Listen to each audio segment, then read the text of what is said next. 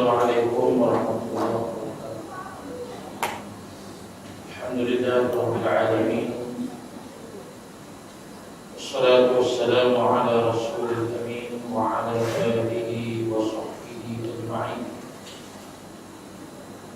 Rabbi shrah li sadri wa yassir li amri wahlul 'uqdatam min lisani yafqahu qawli.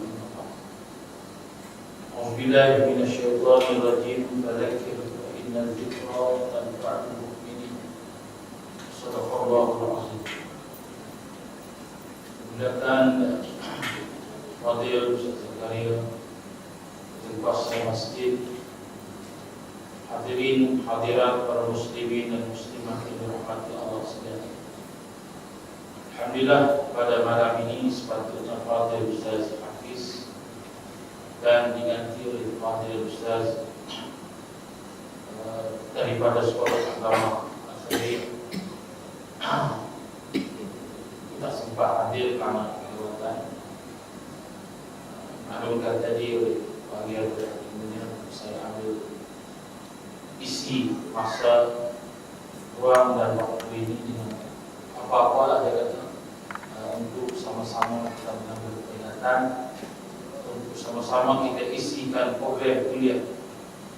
Kerana pada malam ini, malam Ahad, kita ada malam Ahad adalah kuliah, maka berasaskan ayat yang saya bacakan tadi, Allah sebut fadzakir, berilah peringatan, mudah-mudahan peringatan itu memberi manfaat kepada kita orang-orang yang beriman, insyaAllah.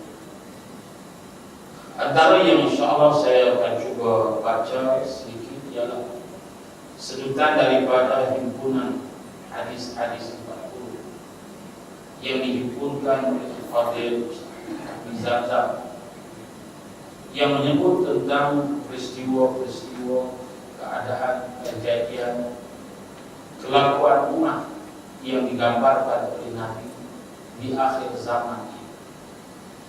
Kita selalu membaca hadis-hadis Nabi, tetapi di sini dihimpunkan hadis yang berkaitan dengan peristiwa akhir zaman. Dalam mukadimah ini dia menyebut bahawa sudah lebih dari 1400 tahun kita ditinggalkan oleh junjungan kita Nabi Muhammad sallallahu alaihi wasallam. Maknanya Nabi sudah meninggalkan kita terlalu lama, 1400 tahun lama atau hijrah. Kesimpulannya kata ulama, selepas ini tidak ada Nabi dan Rasul, maknanya akan berlakunya kiamat. Akan berlakunya kiamat, kerana lahirnya Nabi itu menunjukkan tanda-tanda kiamat. Selepas Nabi tidak ada Nabi lain, maksudnya lahirnya Nabi Muhammad menunjukkan sudah berlakunya tanda besar kiamat. Maksudnya kita sudah 1400 tahun daripada Nabi, maknanya kita sudah berada di zaman yang disebut akhir zaman, zaman akhir. Dan Nabi banyak menyebut tentang peristiwa dan keadaan kelakuan umat di akhir zaman itu. Lalu dia menyatakan, Alhamdulillah, sampai ke saat ini kita masih lagi dapat merasakan nikmat iman dan Islam, yang merupakan buah dari usaha dan kegigihan yang berterusan dalam memikul tugas yang diwariskan oleh Rasulullah sallallahu alaihi wasallam. Maknanya apa? Ialah kita sebagian daripada penduduk yang masih beriman dan bertakwa kepada Allah. Walaupun gambaran hadis Nabi yang mungkin nanti kalau kita ada kesempatan kita baca kesemuanya, Nabi menggambarkan fenomena yang menakutkan, keadaan yang menakutkan kepada umat yang telah lama jauh daripada Nabi itu. Di antaranya yusbihu rajula mu'minan wa yamsi kafir. Pagi beriman, petang kufur kepada Allah. Malam beriman, pagi esok kufur kepada Allah. Dan tukar Islam jadi bukan Islam macam penamaan. Dia berpegang dengan Islam mengikut keadaan, mengikut apa yang menguntungkan dan sebagainya. Yabi'u dinahu bi'aradi minad dunya qalil. Dia menjual agama dengan harga yang murah semata-mata untuk kesenangan dunia semata-mata. Orang ini bukan orang kafir, orang Islam, tetapi longgarnya amalan Islam. Betapa tidak sayangnya dia kepada Islam itu menjadi orang yang bagai ditiup angin ke utara, ke selatan, kemana kapas udara itu ikut keadaan. Tidak ada istilah yang disebut istiqamah. Nah, istiqamah tidak wujud. Maka dia kata, kita merasakan nikmat iman itu dalam hasil daripada didikan Rasul. Sebahagian daripada kita, alhamdulillah, masih dalam keadaan istiqamah. Maksudnya dalam 1400 tahun lalu Nabi meninggalkan kita, sebahagian daripada umatnya alhamdulillah masih istiqamah. Istiqamah dengan maksud beramal dengan ajaran Islam yang dibawa oleh Rasulullah sallallahu alaihi wasallam. Istiqamah dengan maksud beramal dengan cara hidup Islam seperti mana yang diamalkan oleh Nabi dan para sahabat radhiyallahu anhum ajma'in. Maksudnya Nabi salat berjamaah subuh, zuhur, asar, isya, maghrib dan sebagainya. Alhamdulillah di sana ada umat yang istiqamah melaksanakan. Di zaman Nabi mereka mempertahankan Islam, cara hidup Islam, menolak segala perkara yang merosakkan Islam. Di zaman ini ada sebagian yang pertahankan Islam, sayang kepada Islam, maka mereka ini merupakan orang yang dikasih oleh Rasulullah sallallahu alaihi wasallam. Seperti mana sabda Nabi sallallahu alaihi wasallam di suatu hari ketika baginda bersama para sahabat ridwanullahi ajma'in, aku mengimpikan untuk bertemu dengan sekelompok manusia yang aku sangat sayang kepada mereka. Lalu Rasulullah ditanya oleh para sahabat, apakah kami yang berada bersama kamu ya Rasulullah, berjamaah salat bersama dengan kamu, berperang bersama dengan kamu, apakah tidak kamu kasih? Rasulullah menyatakan, ya, kami kasih. Sebaliknya ada sekelompok lagi manusia yang aku sangat kasih kepada mereka, tetapi aku tak bertemu di dunia dan akan bertemu mereka itu di syurga. Lalu sahabat bertanya, siapa mereka? Rasulullah telah menyatakan, mereka itulah orang yang beriman dan bertakwa kepada Allah, beramal dengan sunnah dan cara hidup aku pada ketika mereka tidak bersama dengan aku. Mereka beramal dengan cara hidup aku, sunnah aku, amalan aku, hidup aku, sunnah Nabi. Tetapi mereka tidak pernah berjumpa dengan aku. Mereka tidak pernah bertemu dengan aku. Mereka kasih dan sayang kepada aku seolah-olah aku bersama dan berada bersama dengan mereka. Para ulama telah menyatakan, inilah kelompok manusia. Siapa orang yang Nabi sayang itu? Ialah mereka yang hidup di akhir zaman. Mereka yang hidup di akhir zaman dalam kelompok manusia yang majoritinya mungkar, maksiat dan ahli fasik, tetapi mereka itu kelompok yang minoriti, nah, kelompok yang sedikit. Mereka itu sayang kepada Nabi, beramal dengan cara hidup Nabi, menghidupkan sunnah Nabi. Malah mereka itu mempertahankan ajaran Nabi, walaupun di kalangan orang lain menolak dan beramal dengan cara hidup Islam. Mudah-mudahan kita tergolong dalam kelompok itu, insya Allah. Inilah orang-orang yang istiqamah, orang-orang yang mempertahankan ajaran Islam sehingga mereka mati dalam keadaan mengucap kalimat la ilaha illallah, yang mengucap dua kalimat syahadat, dan mereka itu orang yang telah diberikan ganjaran oleh Allah Subhanahu wa taala hasil daripada istiqamah itu, hasil daripada pertahankan keaslian agama itu, bertahan ajaran Islam itu, maka mereka itu akan mendapat ganjaran syurga seperti mana firman Allah Subhanahu wa taala, alladzina orang-orang yang berkata Rabbuna Allah, Tuhan kami adalah Allah, summa istaqamu, kemudian mereka itu istiqamah, tatanazzalu alaihimul malaikatu alla takhafu wa la tahzanu wa abshiru bil jannati allati kuntum tu'adun. Mereka itu kata Allah, orang-orang yang beriman, dia kata aku beriman kepada Allah, kemudian istiqamah, yakni mempertahankan Islamnya di zaman apapun, dia jaga agama, dia jaga Islam dan ajaran Islam itu, sehingga dia mati dalam keadaan beriman, bertakwa kepada Allah. Lalu Allah Ta'ala berkata, wa abshiru, berilah kabar gembira kepada dia. Maksudnya Allah janjikan kepada dia jannah, akan syurga, dia kekal di dalamnya. Inilah ganjaran yang sangat besar yang disebut oleh Allah Subhanahu wa taala. Sebenarnya dalam mengharungi kehidupan di zaman ini, yakni di akhir zaman, Nabi sallallahu alaihi wasallam amat sayang kepada umatnya, dan baginda telah menyampaikan satu khutbah yang sangat panjang.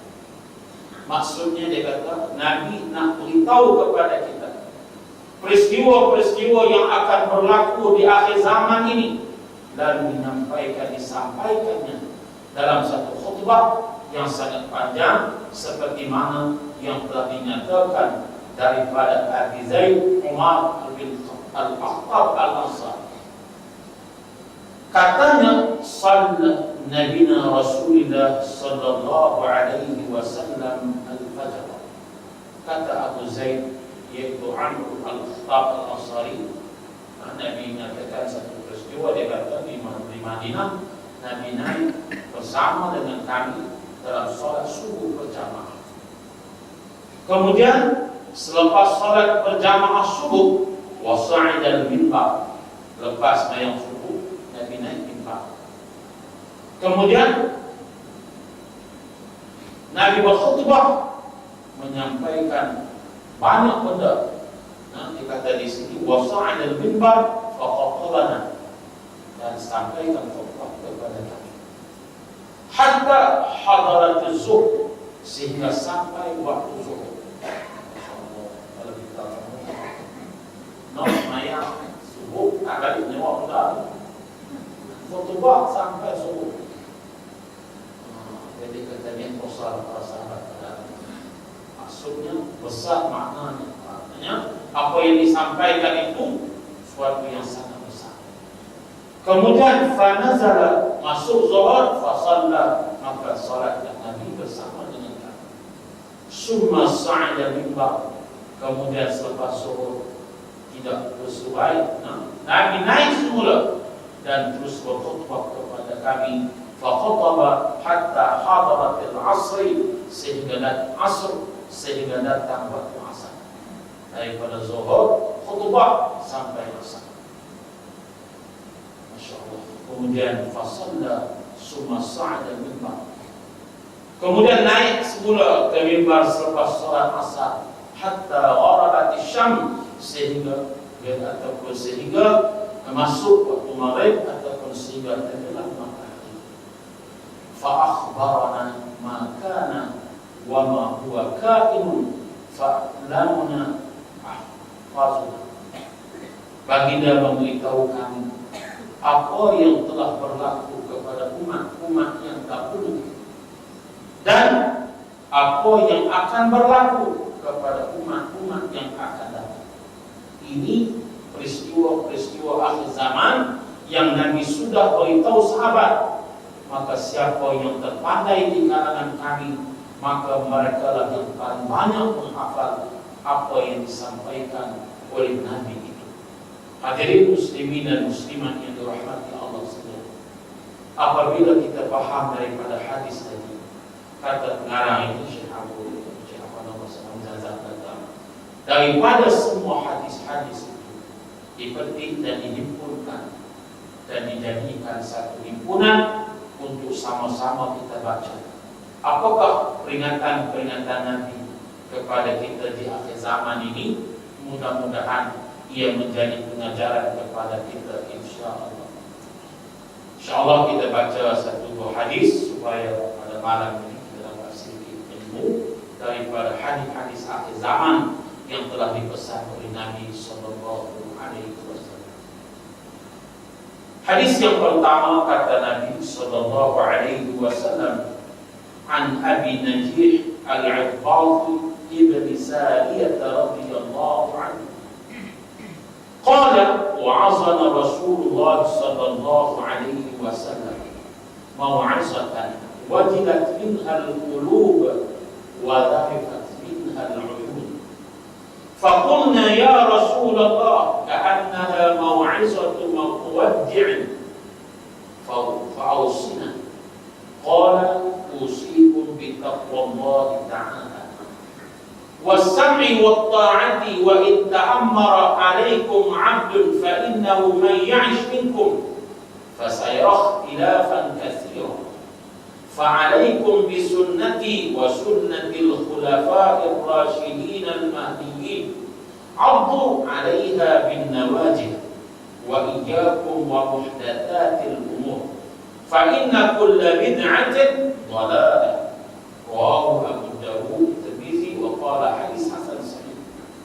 Ini hadis yang telah dijadikan hadis pertama dalam himpunan hadis 40 hadis akhir zaman. Mudah-mudahan insya-Allah kita ambil sedikit maklumat dan ilmu untuk peringatan kita insya-Allah. Katanya daripada Abi Najih al-'Irbad bin Sariyah radhiyallahu anhu qala, telah menasihati kami oleh Rasulullah sallallahu alaihi wasallam akan satu nasihat yang menggetarkan hati kami dan menitis air mata kami ketika mendengarnya.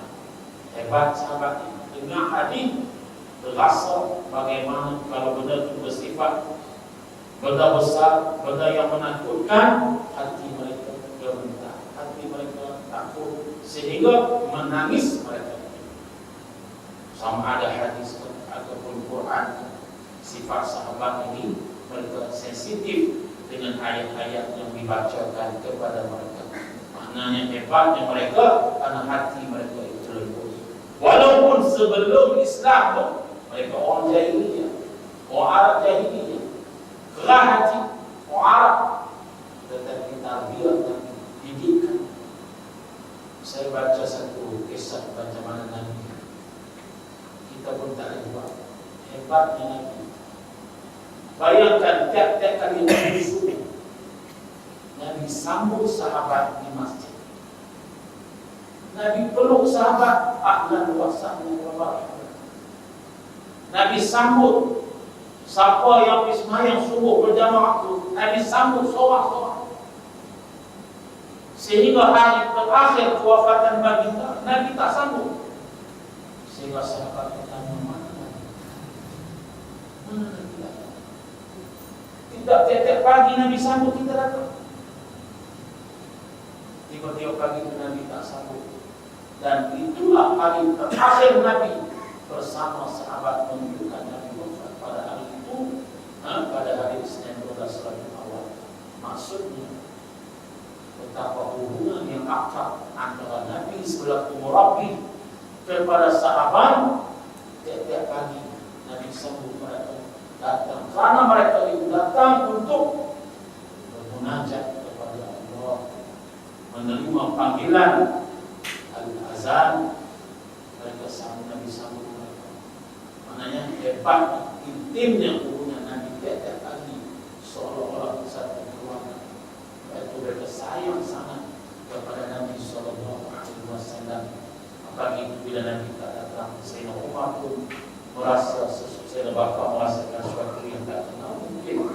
adakan berlakunya sesuatu, artinya dia pun terus bertindak menjadi imam dan dimaklumkan pada pagi itu juga. Nah, ketika mana Nabi tengok para sahabat mencari, dia membuka tingkap, dia mengelakaikan kepada mereka dan telah meminta kepada Sayyidina Abu Bakar imam. Dan lambaian itu adalah lambaian terakhir Nabi dengan para sahabat di pagi pada waktu subuh. Tapi nak ceritanya sebelum itu disebutkan hadis Nabi menyebut mereka datang sholat berjamaah. Maknanya betapa hebatnya hubungan Nabi dengan para sahabat dan sayangnya baginda kepada sahabat-sahabatnya. Jadi Nabi kata, ya, Rasulullah telah menyatakan, aku berwasiat kepada kamu, usikum bittaqwallahi azza wa jalla. Aku berwasiat kepada kamu supaya sentiasa bertakwa kepada Allah. Usikum bittaqwallah, ini yang pertama. Usikum, aku berwasiat kepada kamu dengan takwa kepada Allah, itu yang pertama. Maknanya kepada kita sampai bila-bila pun mesti ada takwa. Diri kita mesti senantiasa membara ketakwaan kepada Allah. Penjelmaan kepada takwa itu seperti mana kehidupan kita di bulan Ramadan. Di bulan Ramadan hebat kehidupan kita. Masya Allah, puasa, malam qiyam, baca Quran, zikirnya, berlomba melakukan amal soleh. Tetapi kenapa kadang-kadang lepas Ramadan dia selalu ragu dan lupa. Ini pun satu persoalan. Kenapa dia tak boleh nak meditate? Kenapa tak boleh nak istiqamah? Kenapa tak boleh nak konsisten? Ini persoalan. Sebab itu Nabi senantiasa pesan supaya takwa itu mesti senantiasa membangun dengan takwa. Maka sebab itu Nabi mulakan hadis ini dengan kalimah yang pertama, yaitu takwa, dan diulang oleh khatib yang kali Jumat, taqullah. Perkataan itu maksudnya takut kepada Allah. Apa makna takwa?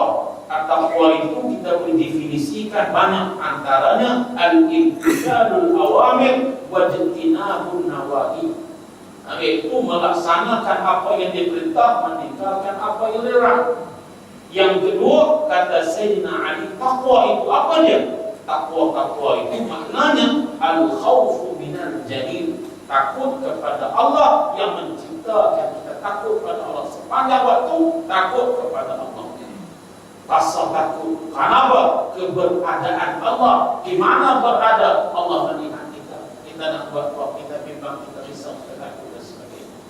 Yang kedua, wa'amalu bittazil, ciri takwa yang kedua, beramal dengan apa yang diperintahkan oleh Allah. Itu yang kedua. Kalau takut dan tak buat apa, jadi takut dan beramal melaksanakan perintah Allah. Yang ketiga, setelah beramal, yang ketiga, wal isti'dadu bi yaumir rahim. Yang ketiga, ciri ketakwa yang mesti ada pada kita ini adalah senantiasa bersiap untuk hari kita nak berpindah ke alam barzakh. Tak tahu bila malam ni, pagi esok boleh jadi.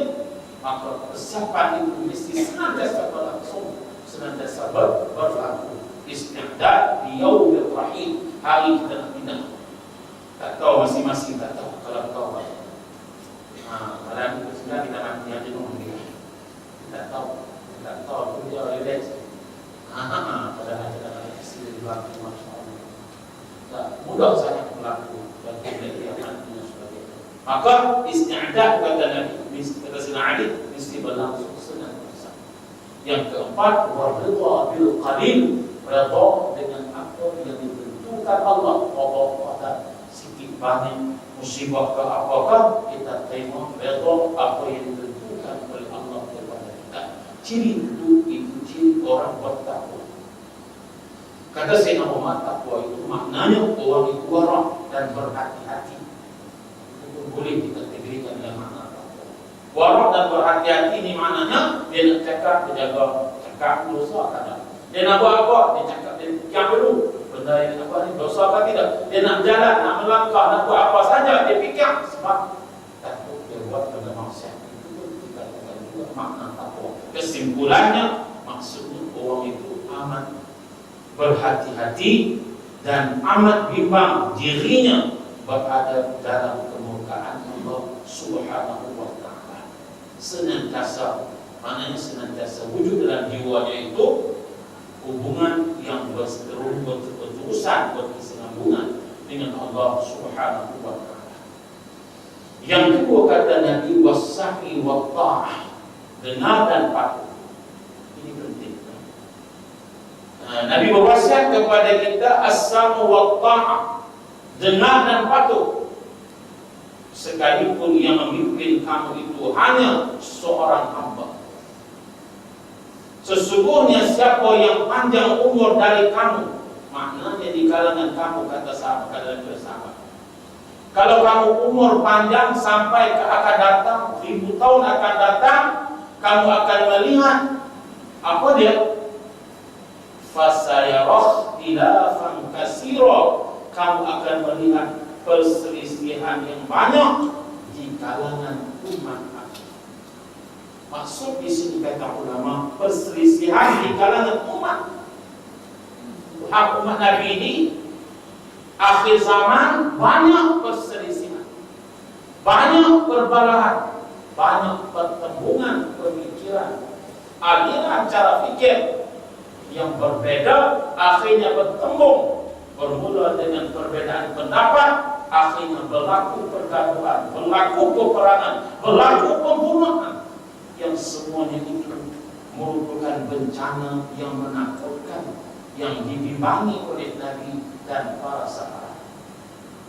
Maksudnya perselisihan yang banyak itu Nabi akan berlaku. Maknanya Nabi akan kata pada kita di akhir zaman ni, walaupun dia orang Islam, walaupun dia kata dia itu Islam, tapi fikirannya tak sama, cara fikirnya tak sama, akhirnya berbalak. Bukan hanya berbalak, malah kepada berlakunya pembunuhan disebabkan mempertahankan aliran fikirannya semata-mata bahwa dia yang betul, yang satu lagi berkata dia yang betul. Akhirnya tak boleh bertemu, akhirnya berlaku apa yang dinamakan pergaduhan, perbalahan dan sebagainya. Dan dalam situasi perselisihan itu, apa yang Nabi kata? Anda bersisi dan putri bermoni, fa'alaikum bisunnah. Jalan keluar kepada perselisihan itu Nabi kata, fa'alaikum, maka mesti fa'alaikum bisunnati. Alaikum dibaca dengan sirah wajib, mesti, tak dapat tidak. Kamu mesti berpandu, berpegang bisunnati, dengan sunnah aku. Apa ada sunnah Nabi? Dengan amalan, cara hidup, kata-kata Nabi sallallahu alaihi wasallam. Fa'alaikum bisunnati, dengan maksud kamu mestilah bersama dengan sunnah aku dan sunnah para khulafa ar-rasyidin al-mahdiyyin, yaitulah Umar, Abu Bakar, Umar, Utsman dan Ali. Al-Khulafa ar-Rasyidin. Pegang kepada apa yang dibuat oleh Nabi, ataupun yang dibuat oleh Sayyidina Abu Bakar, ataupun dibuat oleh Sayyidina Umar, ataupun yang dibuat oleh Sayyidina Utsman, atau yang dibuat oleh Sayyidina Ali. Mereka itu khalifah-khalifah yang mengetahui kebenaran dan mendapat pimpinan ke jalan yang benar. Sunnatul Khulafa ar-Rasyidin al-Mahdiyyin. Itu perbuatan. Paham di sini kata ulama, kembali kepada Quran, kembali kepada sunnah, kembali kepada ijma' para ulama dan juga para sahabat, apa yang disampaikan, yang diputuskan oleh mereka. Bila berlaku perselisihan, perbalahan di kalangan kita, kembali kepada Quran, kembali kepada sunnah, kembali kepada ijma' para sahabat, amalan para sahabat dan juga cara hidup mereka. Lalu Nabi kata lagi, "Addu 'alaiha bin nawajiz." Kemudian Nabi kata, gigitlah, pegang. Gigit ini dalam bahasa Arab dia kata dengan geraham. Maknanya tempat yang paling kuat, tadi kita gigit pada tak kuat, gigit yang geraham bau dah tahu tak apa dah.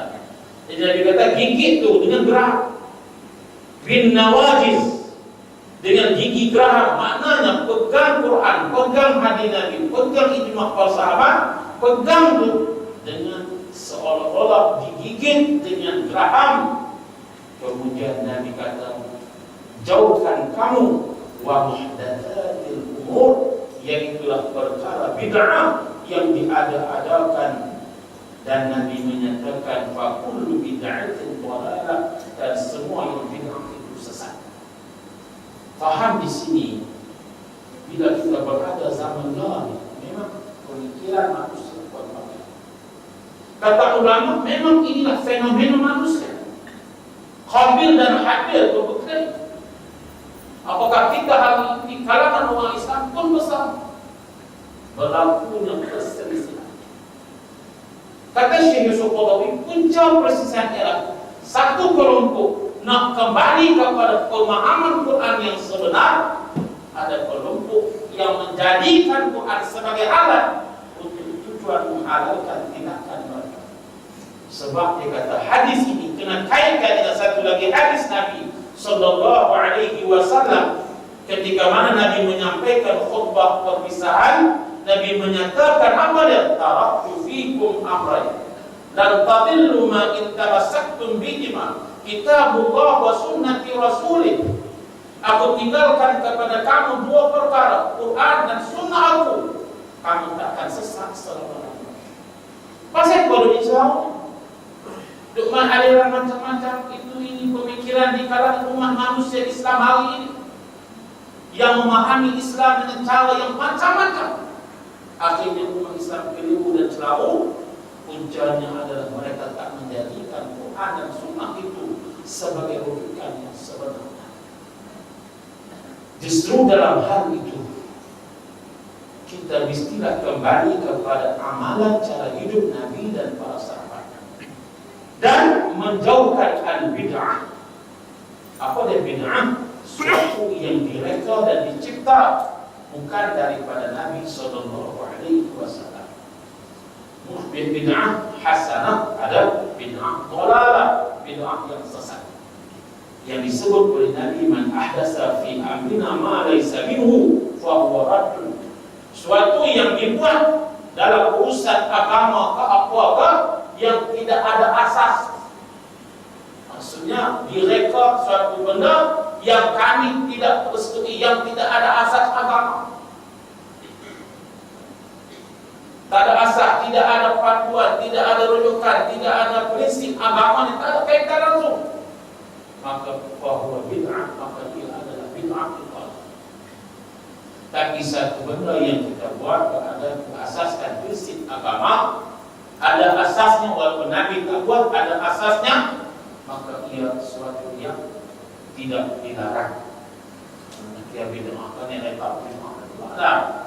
Nabi tak buat, tapi benda itu ada asas. Benda-benda yang kita buat dalam dunia ini, dalam benda ini dia dua sama, ada benda itu ada asas agama yang ada sandaran hukum dibenarkan, yang direka yang tidak ada sandaran hukum di bawah. Jadi di sana ada perkara yang jelas haram, itu bid'ah yang dhalalah. Yang sesat, benda yang haram, benda yang jelas. Maka di sana Nabi sallallahu alaihi wasallam pesan semua yang sesat itu mesti dibuang. Malah disebut wa kullu bid'atin dhalalah wa kullu dhalalatin finnar, dan semua yang sesat itu masuk neraka. Keterangan hadis ini secara ringkas. Hadis di atas mengandungi pesanan yang sangat berharga daripada Rasulullah sallallahu alaihi wasallam bagi umatnya, terutama bagi mereka yang berhadapan dengan zaman yang penuh dengan kacau bilau dan perselisihan. Kita tahu hari ini kita berhadapan dengan ghazwatul fikri, serangan pemikiran. Barat setelah kalahnya mereka dalam peperangan salib, kita baca sejarah macam mana bila tentera salib mereka itu dikalahkan oleh umat Islam. Menang umat Islam di Mansurah, di Mesir, dipenjarakan, pajak mereka dan sebagainya. Di satu tempat yang bernama Darul Uthman, mereka balik bersidang macam mana nak mengalahkan umat Islam. Merancang cuma rancang, akhir mereka kata, kalaulah kita nak kalahkan umat Islam, kita kena kalahkan pemikiran. Kita kena rosakkan pemikiran mereka. Kita tak boleh lawan secara senjata, memang tak boleh lawan. Sebab apa? Mereka lawan nak mati, kita lawan nak hidup. Dia lawan. Mereka lawan nak mati, kita lawan nak hidup. Menari kita. Akhirnya mereka tak mereka balik, mereka bincang, akhirnya lahir apa yang dinamakan serangan pemikiran. Dan serangan pemikiran inilah yang sangat bahaya. Sampai hari ini kita lihat pesannya kepada umat Islam yang kita sebut sekularisme, faham sekularisme yang merupakan berhala besar yang disebut oleh para ulama sebagai berhala modern yang menyebabkan umat Islam jadi pening akibat daripada menganut faham sekularisme. Ini berhala, bukan berhala Lata, Uzza dan sebagainya zaman Nabi itu berhala tokoi. Itu berhala tokoi itu Nabi dah. Anda pada pecahkan yang berada di negeri Kaabah kira 50 lebih itu Nabi dah kata.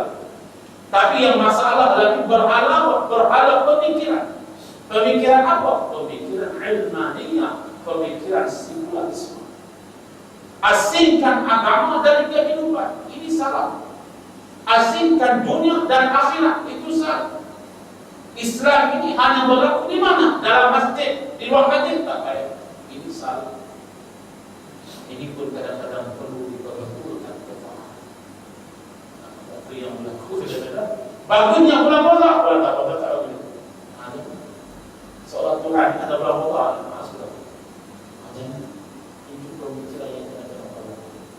Kita nak jadi manusia yang faham Islam ini sebagai suatu nizamul hayat yang tidak ada pengasingan.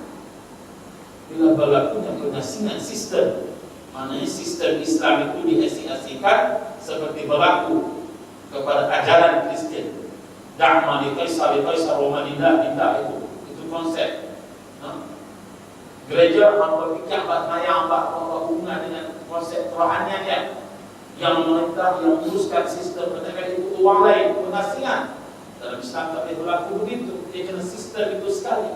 Nabi adalah imam salat, Nabi juga pemimpin. Maknanya berlaku sekali. Berpunca daripada ini kata sahabat, berpunca daripada faham sekularisme inilah yang menyebabkan berlaku terlalu banyak pencemaran pemikiran kepada umat Islam, sehingga lahir apa yang dinamakan Islam liberal. Islam liberal, Islam sederhana, Islam yang tak kisah hukum, Islam yang meraihkan keadaan, Islam pragmatis. Islam pragmatis dia ikut suasana, dia ikut keadaan, dia ikut cuaca dan iklim. Ini sesuatu yang dinamakan pemikiran-pemikiran yang sesat, yang berlaku, yang bahaya, yang masuk dalam masyarakat kita. Seperti berlaku di Indonesia, boleh berlaku dalam satu keluarga. Ada menantu Islam, menantu bukan Islam, jauh sekali. Sebab apa? Masing-masing agama bagus macam lampu. Ada lampu Kalimantan, ada lampu Mentol, ada lampu bulan. Semua tujuannya apa lampu? Tujuannya cahaya. Semua sama. Agama tak apa, lain-lain tak apa. Yang penting tujuannya baik. Ini pemikiran yang bahaya. Seolah-olah semua agama ini sama. Tujuannya baik, nak ada orang kepada kebaikan.